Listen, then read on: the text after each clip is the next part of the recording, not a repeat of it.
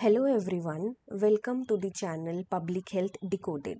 In today's video, we are going to talk about very fundamental and very important concept in research, biostatistics and epidemiology, that is sampling and what are the various types of sampling. So, by the end of this video, you will understand what sampling is, why sampling is needed, the key terms used around it, and the major sampling methods, both probability as well as non-probability. So, let's get started. So, before we jump into the techniques, let's quickly look at what we will be covering today. So here is a quick roadmap of what we will cover. We will start with introduction to sampling, then moving on to why sample size is required, key sampling terminologies, what are the objectives of sampling techniques, and then description of different types of sampling techniques. So coming to the introduction of sampling, so, when we have a large population of individual items or units to be studied, we cannot study everyone. It is actually not practical to study every single one of them, and that is where sampling comes in. So, instead of studying the entire population, we select a small group known as sample and study them instead of studying the entire population. So, when a large proportion of individual or items or units have to be studied, we take a sample because it is not possible to include each member of the population in a study. So, why do we do this? Because, first of all, it is not possible to include every member in a study, and second most important thing is it is far and more economical. It is easier as well as more economical to study the sample than to study the entire whole population or universe. But the main thing is the sample that we are studying should be representative of the whole population to be studied. So, if the sample is not representative, whatever conclusions we draw from it won't really apply to the population as a whole. So, one of the most important criteria of the sample is that the sample should be representative of the whole population to be studied. So, now we are coming on why sample size is required. So there are three main reasons that why sample size is actually required. So as we have seen, first thing is we cannot study everyone. The entire population or the entire universe is very difficult to study. So it is more economical, more feasible and more easy to study the subgroup of the population instead of studying everyone. The second thing is it provides enough numbers to rule out chance or spurious association. So, in research, if my sample is too small and any association I found could be just due to random chance rather than a real effect. So, a good sample size will help us to be more confident that whatever we are seeing is genuine or spurious association is avoided. This is the most important thing why sample size is required. Last is to ensure resource optimization, meaning we use our time, money, manpower efficiently instead of over or undersampling. So this is also the most important concept that why is sample size required. So now coming on to the key sampling terminologies, we will see here theoretical population, study population, sampling frame and what is the sample. So we have four important terms here and I want you to think of them like a layers, one inside the other, and we will study them accordingly. So the first is the target population. Target population is also known as theoretical population. This is the target population, that is entire group to which we want to generalize our results. So it is the aggregation of all the units to which results of a research are to be generalized. For example, if I want to study something about all adults in India, that is my target population. So my target population will be all adults living in India. But realistically and practically, I cannot assess everyone in that target population. So the second term is the study population, which is the accessible portion of the target population. Whatever is accessible from the theoretical, that is target population, that is known as the study population.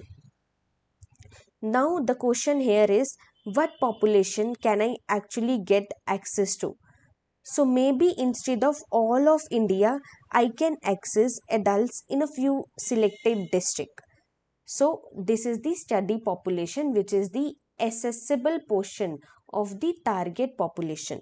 Now the third term is the sampling frame, which is the complete list of all the elements or subjects in the population from which sample is drawn. So think of it as the actual list that you will be picking the names from. So this is known as sampling frame. And finally we arrive to the sample. Sample is the subset of units which is the representative unit of the target population. So sample is the representative unit of the target population. So if we summarize it, first is the target population, which is also known as the theoretical population. Then we come on to the study population. Then coming to the sampling frame, think of it as a register or as a booklet in which all the individuals' name are there which we want to study. And last is the sample, which is the subset of the units, and this sample should be representative of the theoretical or the target population. So now coming on to parameter and statistics. These are two most important terms that we should know while learning sampling. First is parameter and then comes to statistic. A parameter is a value calculated from the entire defined population. So if I somehow calculated the average height of every single person in a population, that would be my parameter, because average height of every single person in a population, whole population I am studying, so that is a parameter. On the other hand, statistic is a value which is calculated from the sample, not from the entire population, but from a sample, that is a subset of population. So if I take a sample of 500 people and calculate their average height, that is the statistic.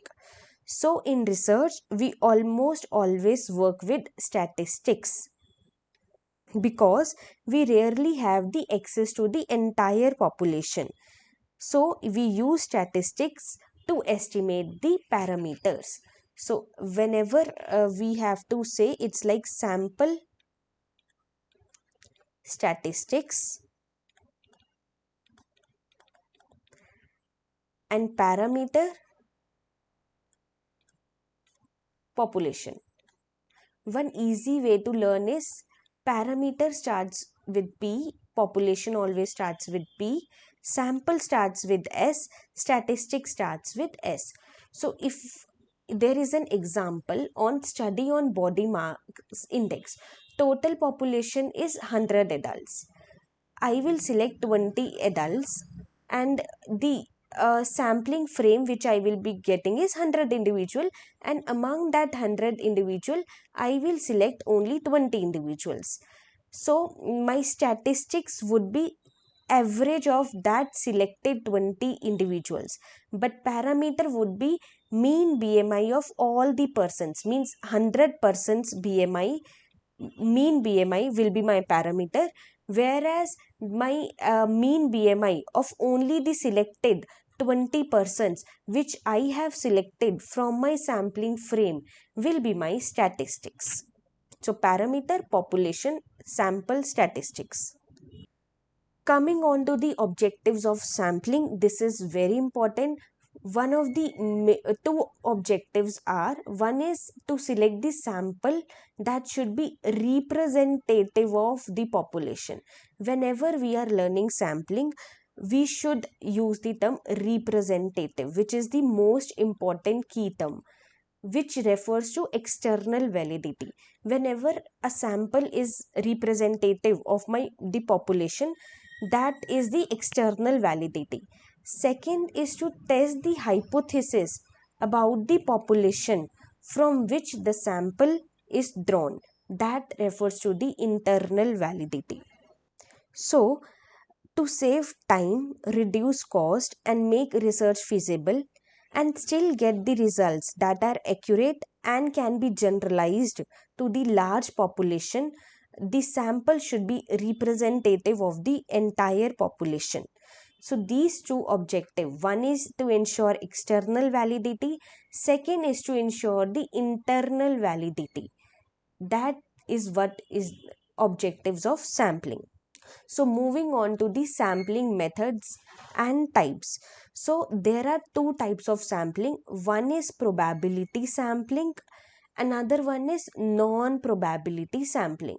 Probability sampling, as we can understand, that is the random sampling, and non-probability sampling is non-random sampling. So first we will see what is probability sampling and what is non-probability sampling, and what are various types of probability sampling and what are the various types of non-probability sampling. Coming on to the probability sampling, which is the random sampling. So in this sampling, every member has a known chance of selection.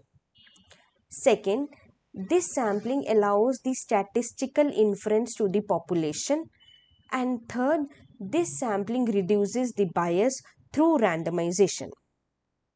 So three terms which we should remember is, in probability sampling, every member has a known chance of selection.